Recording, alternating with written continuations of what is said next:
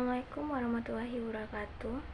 Halo semuanya, perkenalkan nama saya Rahmi Audina Putri dengan NIM A1D52448, Prodi Administrasi Pendidikan kelas R002. Baik, saya akan menjelaskan tentang arsitektur perkembangan manusia, mengulas hakikat psikologi dan dinamika belajar dari masa ke masa, yang latar belakangi oleh pendidikan yang efektif memerlukan pemahaman yang mendalam tentang psikologi perkembangan agar pendidik dapat mengoptimalkan potensi siswa sesuai dengan tahapan usia mereka.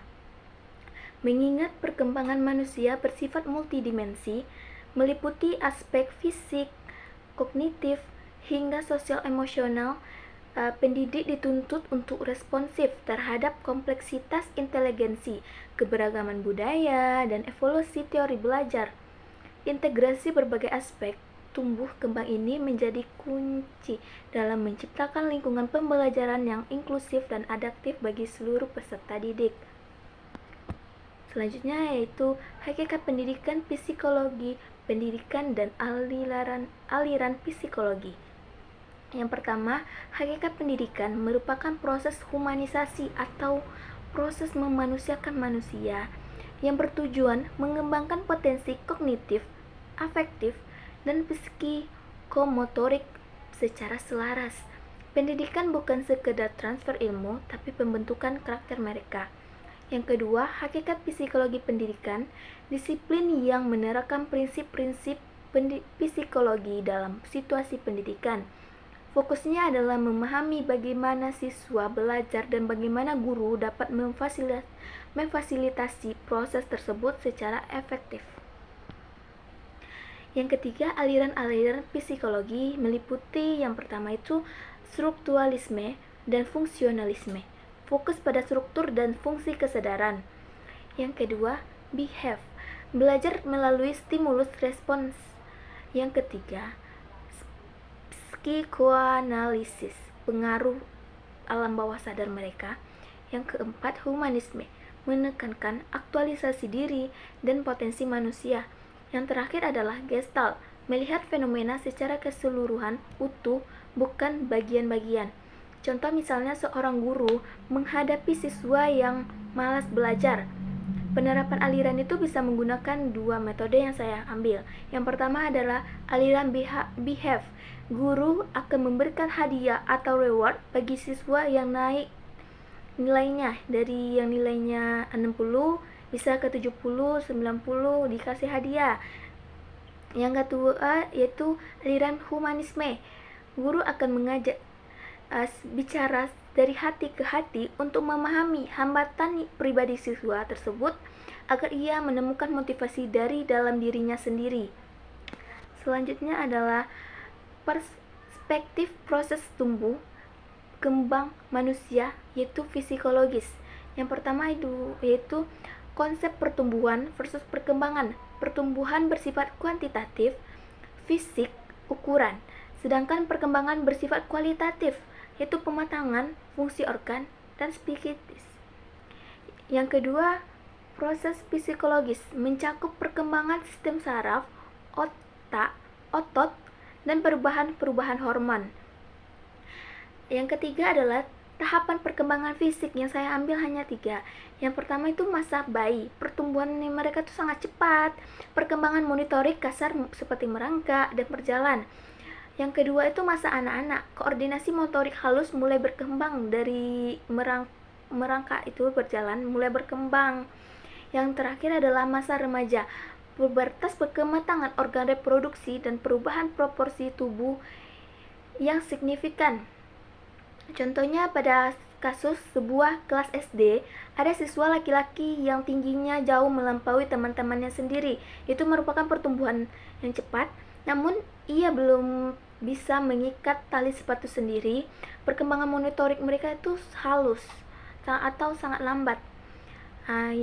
Penjelasannya itu ini menunjukkan bahwa pertumbuhan fisik, tinggi badan tidak selalu berjalan beriringan dengan perkembangan fungsional atau perkembangan keterampilan monitorik.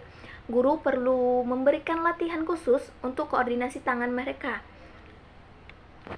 Selanjutnya adalah perkembangan kognitif, psikososial, dan bahasa. Perkembangan kognitif, menurut Piaget, manusia membangun pemahaman melalui skema, asimilasi, dan akomodasi. Tahapan-tahapannya itu sensori motor dari umur 0 sampai 2 tahun, pra-operasional dari 2 sampai 7 tahun, operasional konkret 7 sampai 11 tahun, dan operasional formal dari umur 11 tahun dan seterusnya.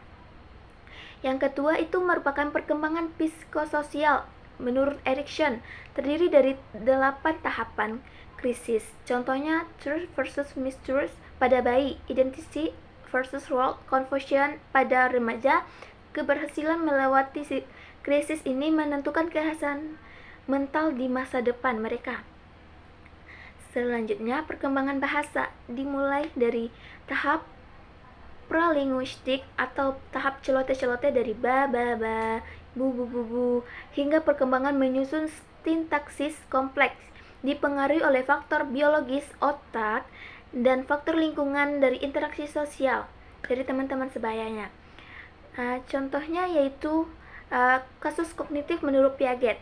Anak usia 4 tahun menangis karena susunya dipindahkan dari gelas pendek lebar ke gelas tinggi ramping. Ia mengira susu di gelas tinggi lebih banyak. Pada penjelasan ini adalah contoh tahap pra-operasional, di mana anak belum memahami konsep konservasi atau jumlah tetap sama meski wadah mereka berubah. Selanjutnya adalah teori kontemporer dalam konteks perkembangan sosial emosional anak. Fokus teori kontemporer itu menambahkan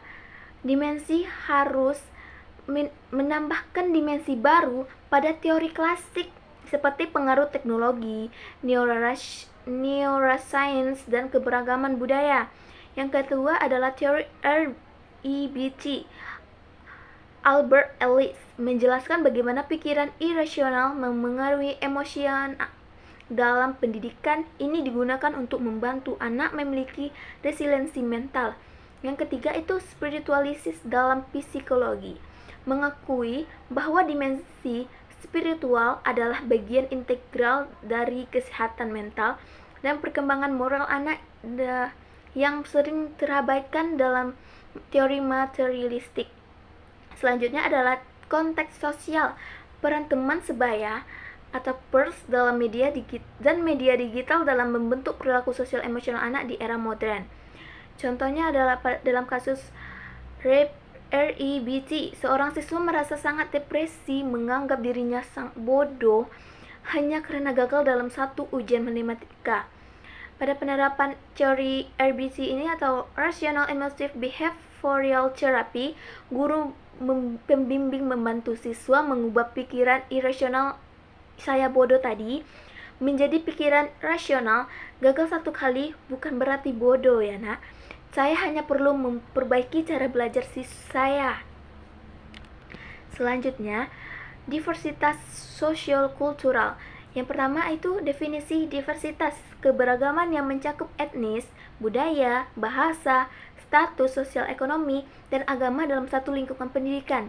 Yang kedua, pendidikan multikultural, strategi pengajaran yang mengintegrasikan berbagai perspektif budaya untuk mengurangi prasangka dan diskriminasi di kelas. Yang ketiga itu gender, membedakan antara jenis kelamin biologis dan gender peran sosial. Materi ini menekankan pentingnya menghapus bias gender agar siswa laki-laki dan perempuan memiliki kesempatan pendidikan yang setara. Contoh pada kasus ini adalah sebuah guru internasional, siswa dari suku pendalaman merasa minder karena bahasa daerahnya ditertawakan oleh teman-teman kota. Pada solusi pendidikan kultural tadi, guru mengadakan hari budaya di mana setiap siswa wajib mempresentasikan keunikan daerahnya. Hal ini bertujuan membangun empati dan menghapus stereotip sosial kultural di kelas. Selanjutnya ialah hakikat teori dan pengukuran inteligensi. Definisi inteligensi, kemampuan untuk belajar dari pengalaman, memecahkan masalah, dan beradaptasi dengan situasi baru. Yang kedua, teori kecerdasan. Menurut Spearman, faktor G, kecerdasan umum, Gardner multi-intelligence.